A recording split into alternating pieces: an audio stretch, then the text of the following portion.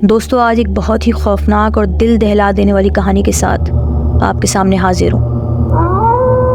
दिल थाम के सुनिएगा। डर लगे तो हिसार कर लीजिए। दोस्तों, आज की कहानी एक गांव की है।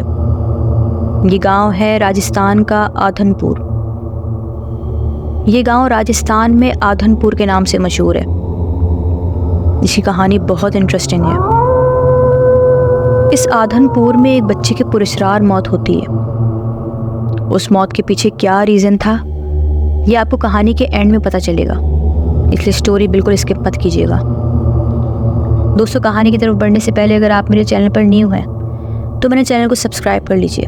बेल नोटिफिकेशन ऑन नहीं है तो ऑन कर लीजिए, क्योंकि कहानी में आप इतना गुम हो जाने वाले हैं कि फिर सब्सक्राइब करना भूल जाएंगे और बाद में ढूंढेंगे कि चैनल कौन सा था।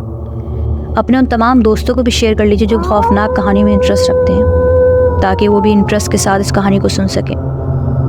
दोस्तों, मज़ीद कहानी की तरफ बढ़ते हैं।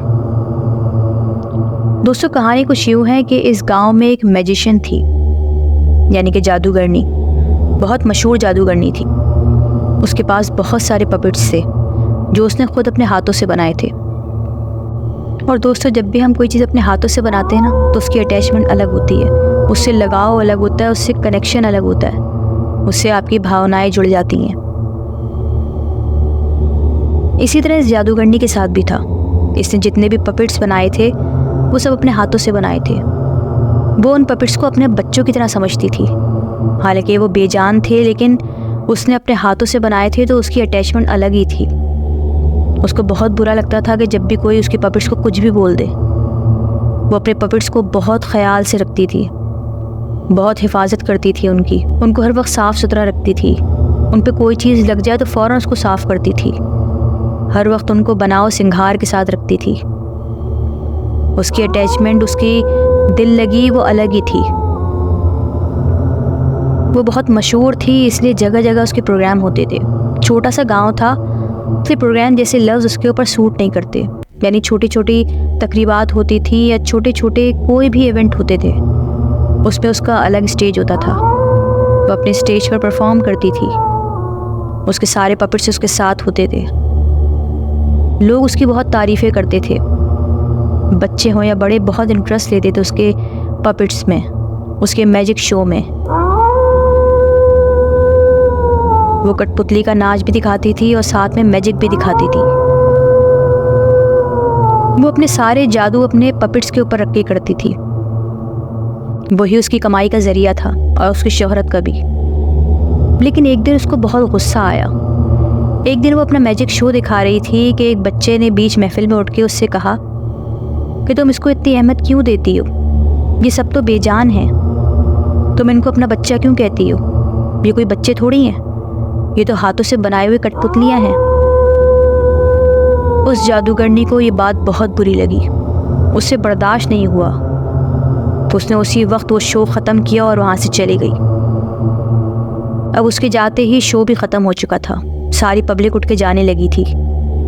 वो बच्चा भी हंसता खेलता अपने घर आ गया। उसको लगा एक नॉर्मल बात है, उसको गुस्सा आया, उसने शो ख़त्म कर दिया। लेकिन अब उस बच्चे के साथ क्या होने वाला था ये किसी ने सोचा भी नहीं था। उसके माँ बाप को ये इल्म ही नहीं था कि उसके बच्चे की कही हुई बात उस जादूगरनी के दिल पर लग जाएगी। और वो कोई आम जादूगरनी नहीं थी। इस बात का अंदाज़ा बहुत अरसे बाद लोगों को हुआ ये कि वो बच्चा जब अपने घर आया तो रात में आके सो गया। रात के कोई 3 बज रहे थे। वो बच्चा चीखता हुआ उठा।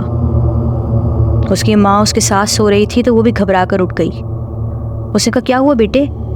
उसे फ़ौरन अपने बेटे को पकड़ के गले से लगा लिया, ये सोच करके कि शायद मेरे बेटे ने कोई डरावना ख्वाब देखा हो, वो डर गया होगा। जल्दी से उसके बाप ने भागकर लाइट खोली। उसकी माँ ने उसको गले से ज़ोर से लगा लिया, उसको बहुत प्यार किया। उसको कहा, बेटे लाइट खुल गई है, तुम डर गए हो, आंखें खोलो। लेकिन वो बच्चा था कि आंखें खोल ही नहीं रहा था। तो उसने ज़ोर से आंखें बंद की हुई थी। अब बोला, बेटे आंखें खोलो, हम यहीं हैं, तुम्हारे पास लाइट खुल चुकी है, तुमने कोई ख्वाब देखा है? जैसे माँ बाप घबरा जाते हैं, बिल्कुल वैसे ही उसके माँ बाप घबरा गए थे। काफ़ी देर तक यही चलता रहा। उस बच्चे ने आंखें नहीं खोली और वो ज़ोर से अपनी माँ को चिमटाए बैठा था। वो अपनी माँ से अलग नहीं हो रहा था। उसके माँ बाप परेशान हो गए कि बेटा आंखें क्यों नहीं खोल रहा और क्यों मुसलसल रोए चला जा रहा है। बेटा था कि चुप होने का नाम ही नहीं ले रहा था। शायद कोई बहुत ही खौफनाक ख्वाब देख लिया हो। जैसे तैसे वो रात गुजर गई। दूसरे दिन जब बच्चा सुबह उठा तो उसको तेज़ बुखार था। उसके माँ बाप परेशान हो गए कि रात में तो इतनी बुरी तरह डर गया था और अभी इसको बुखार है। ऐसा क्या इसने देख लिया ख्वाब में। वो फ़ौरन अपने बच्चे को एक हकीम के पास ले गए जो जड़ी बूटियों से इलाज करता था। वो उनके घर के करीब ही रहता था। उन्होंने अपने बेटे को जाके दिखाया है कि देखो इसको क्या हुआ है। रात को ये बहुत बुरी तरह डर गया था, इसने आंखें तक नहीं खोली और इसी तरह अपनी माँ को चिमटाए चिमटाए वो सो गया, लेकिन बहुत बुरी तरह डर गया था। और अब जब सुबह उठा है तो उसको तेज़ बुखार है। ना कुछ खाता है ना पीता है, बस बुखार में लेटा है। उस हकीम ने उसको देखा और नॉर्मल बुखार समझ के दवा दे दी। माँ बाप बच्चे को घर लाए, उसको बहला फुसला के थोड़ा बहुत खाना खिलाया और उसको दवा दे दी। उस दवा में सुकून था तो बच्चा थोड़ी देर सो गया। जब बच्चा शाम में उठा तो उसकी माँ ने जल्दी से चेक किया, देखा तो उसको फिर तेज़ बुखार था। उसकी माँ ने फिर उसको थोड़ा सा खाना खिलाया और दवा दे दी। बच्चे ने दवा खाई और फिर लेट गया। बुखार की वजह से इतनी कमज़ोरी थी कि उसकी आंखें ही नहीं खुल रही थी। पूरा दिन बच्चा कमज़ोरी में लेटा रहा। फिर आधी रात का वक्त आया। आज दूसरी रात थी।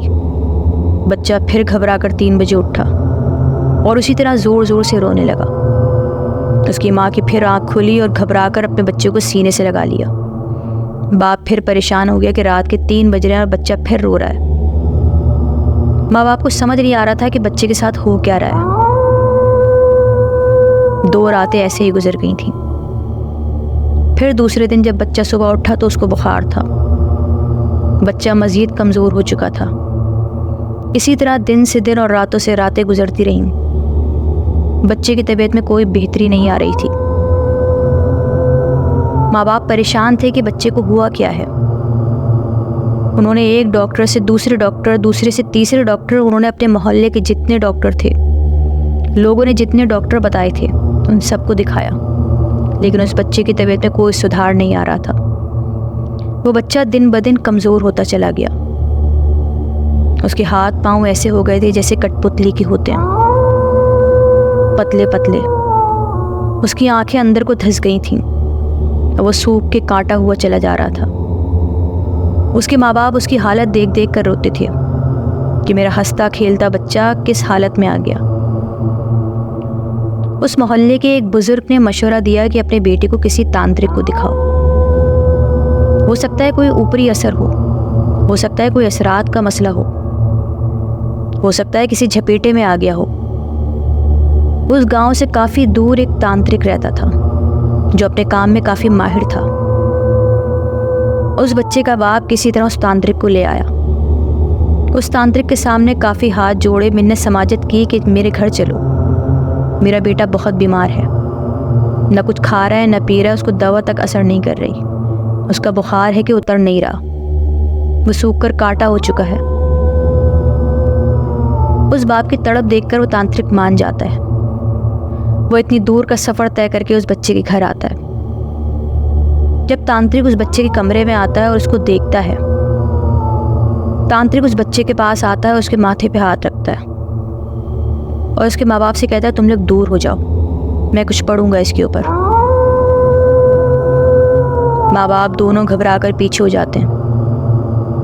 फिर वो तांत्रिक अपने अमल से पता करने की कोशिश करता है कि इस बच्चे के साथ क्या मसला है।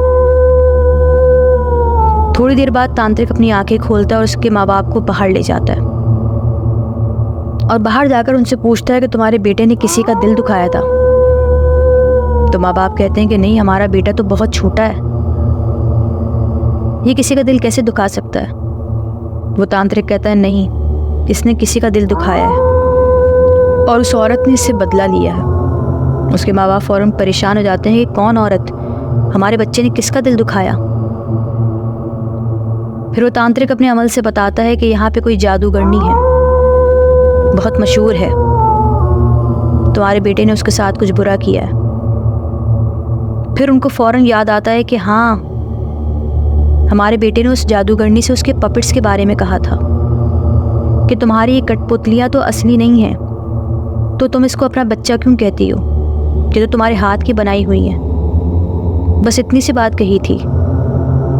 वो तांत्रिक कहता है कि नहीं, उसके लिए वो मामूली बात नहीं थी, उसका बहुत दिल दुखा था क्योंकि वो उसको अपने बच्चे समझती थी और उसने एक ऐसा अमल इसके ऊपर किया है कि अब तुम्हारा बच्चा ठीक नहीं हो सकता और मेरे आने में बहुत देर हो चुकी है।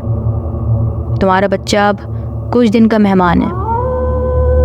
ये बात सुनते ही माँ बाप की चीखें लग जाती हैं। वो कहते हैं नहीं, किसी तरह हमारे बच्चे को बचा लो, हमारे बच्चे ने उसका दिल नहीं दुखाया, उसने तो एक छोटी सी बात की थी, बच्चे इस तरह की बातें कर जाते हैं।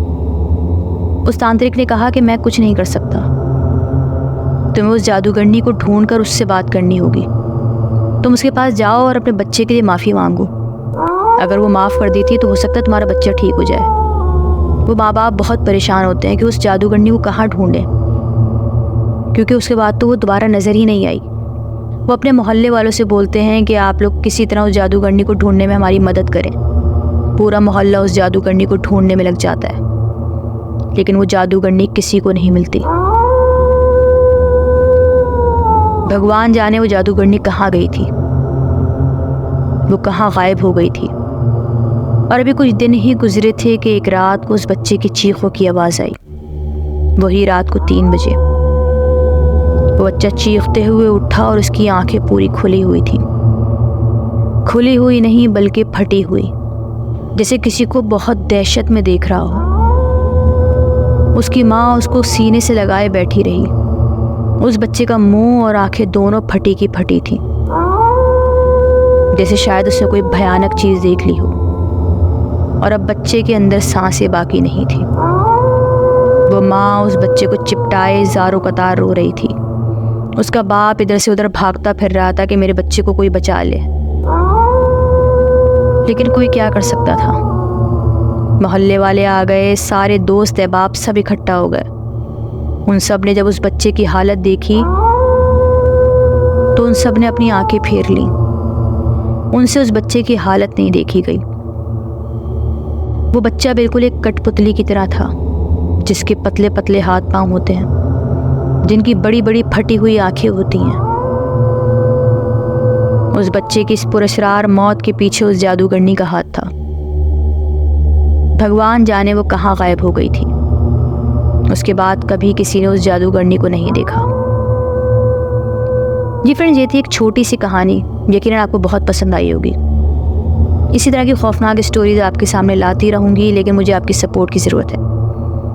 मेरे व्हाट्सएप नंबर पर अगर आप लोग अपनी स्टोरीज शेयर करना चाहते हैं तो कर सकते हैं।